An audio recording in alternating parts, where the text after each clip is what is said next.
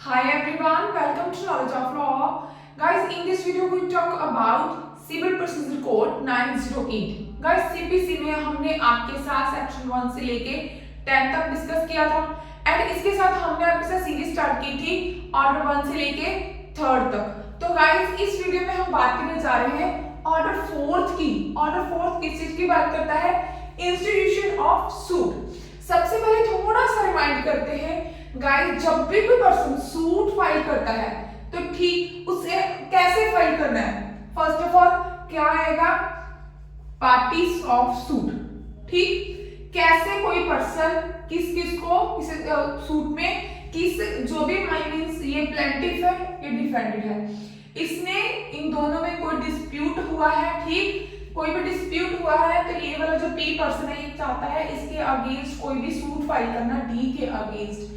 तो गाइस, इसकी क्या ड्यूटी बनती है? ये देखेगा कि मुझे किस किस को पार्टी बनाना है। Parties of suit order 1। और इसने अभी कंसीडर कर लिया कि भाई मुझे किस किस को पार्टी बनाना है। अब क्या होगा? एक प्लेट तैयार होगी। ठीक, उस प्लेट में क्या क्या लिखना है, कैसे लिखना है, कौन सी कोड में आपका प्लेन सूट जाएगा, तो वो क्या है, कैसे फ्रेम करने हैं इशू, वो कहां पर है? Frame of suit order 2। ठीक भाई, पार्टी भी डिसाइड होगी। ठीक, आपने ड्राफ्टिंग भी कर ली। ठीक, आपने जो भी फैक्ट है उसे फ्रेम कर ली कि क्या क्या हमें फैक्ट को इसमें प्लेन में मेंशन करना है। अब क्या है? अब authorised agent and pleader.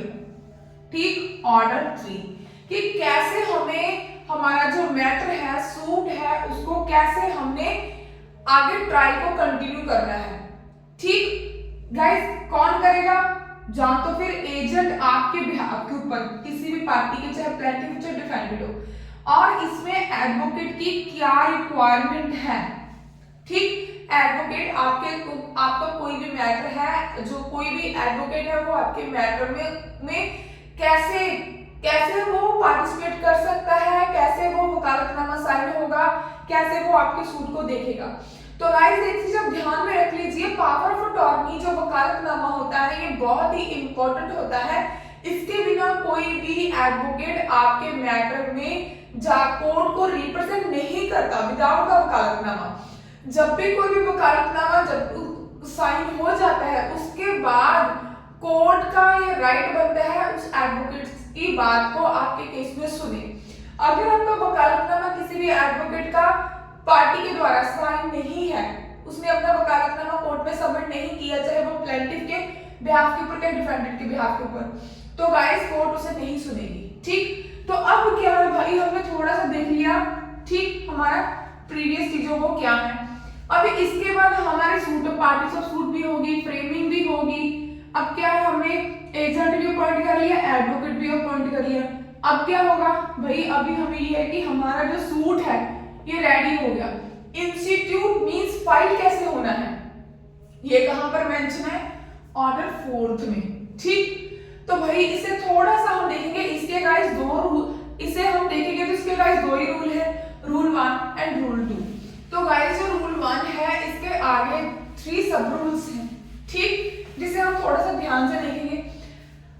First rule क्या बोलता है? Suit to be commenced by plaint. जब भी कोई भी सूट आप फाइलिंग करते हो, इंस्टीट्यूट होता है, जब गाइस आपका कोई प्लेंट है वो बन गई, रेडी होगी, उसमें जो भी रिक्वायरमेंट डॉक्यूमेंट्स होते हैं, आपका कोई भी डिस्प्यूट है सिविल मैटर, ठीक, तो उससे क्या होगा? मान लो कोई भी आपका मैरिज का है, मैरिज डिसॉल्व करनी है, डिवोर्स का है, ठीक, उससे क्या होगा? आपकी डिवोर्स की पिटीशन, जो भी रिक्वायरमेंट डॉक्यूमेंट है, कौन से डॉक्यूमेंट?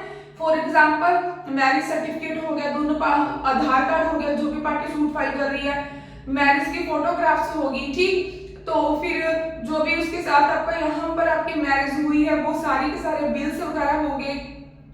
ठीक, अगर आपने ऐसे मींस आप फॉर एग्जांपल बात कर रही हूँ, ठीक, ये वाली चीजों की आपकी रिक्वायरमेंट होती है।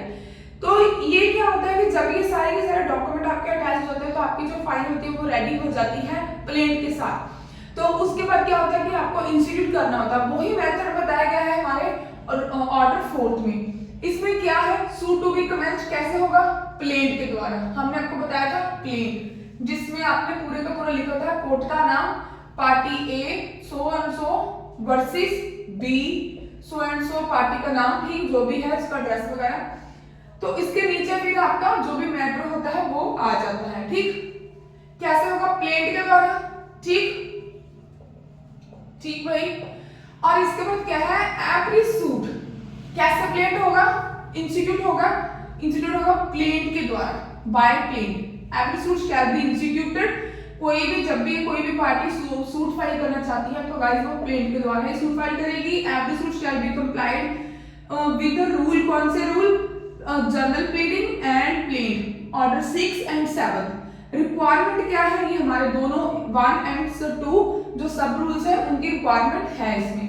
सब रूल 2 में क्या बताया है कि रजिस्टर ऑफ सूट, भाई कैसे रजिस्टर होगा? जब भी आप कोई भी सूट फाइल करते हो, every suit to be entered in a book to be kept for the purpose of called register to a civil suit. जब भी कोई भी सूट फाइलिंग होता है उसके बाद एक रजिस्टर होता है, उसमें इस चीज को लिस्टेड किया जाता है कि ये वाला सिविल सूट अब फाइल हुआ है, जो भी इसका ईयर है, तो ठीक। उसके बाद क्या होता है कि उसमें जो आपका सूट होता है गाइस उसको नंबर दिया जाता है कि ये वाला इसको इसका नंबर है 2004 में 2005 में, वो उस हिसाब से रजिस्टर को मेंटेन किया जाता है। यही चीजें लिखी गई हैं, ठीक। अब मैं आपको थोड़ा सा बता देती हूँ प्रोसीडिंग को कैसे होता है गाइस। ये देखिए, एक पर्सन ने क्या किया, ये प्लेट तैयार होगी, ये पी है, ठीक।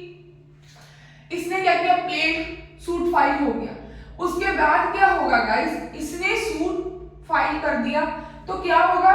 सबमिट होगी दूसरी पार्टी को, नोटिस होगा, ठीक, नोटिस होगा।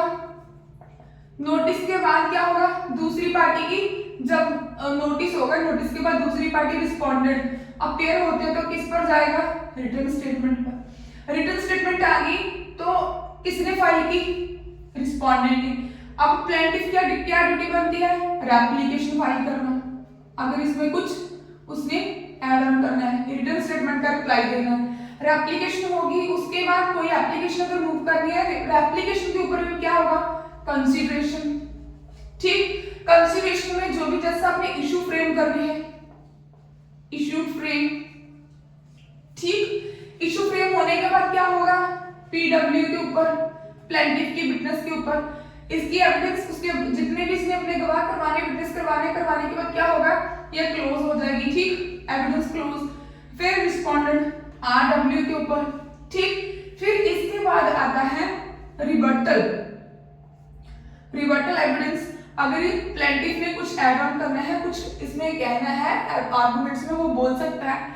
उसके बाद क्या होता है? आर्गुमेंट, फाइनल आर्गुमेंट, ठीक। तो गाइस मेरे वर्डिंग ऊपर मत जाना भाई, कई बार जल्दी जल्दी में लिख हो जाता है, ठीक। तो ये चीजें हैं कि फाइनल आर्गुमेंट, उसके बाद ये आपका हो गया आपका प्रोसेस, ठीक। इतना ही था हमारा ऑर्डर 4। हमने थोड़ा सा ट्राई किया कि आपको पता चल जाए कि ये भाई ये कैसे कैसे इसकी प्रोसीडिंग है, क्या होना है। गाइस अगर आपको हमारी वीडियोस अच्छी लगती है प्लीज इसे लाइक कीजिए, शेयर कीजिए, चैनल को सब्सक्राइब कीजिए एंड हमें गाइस ये बताइए कि आपको कमेंट करके बताइए कि आपको हमारा वे कैसा लगता है टीचिंग का, ठीक। Thanks for watching.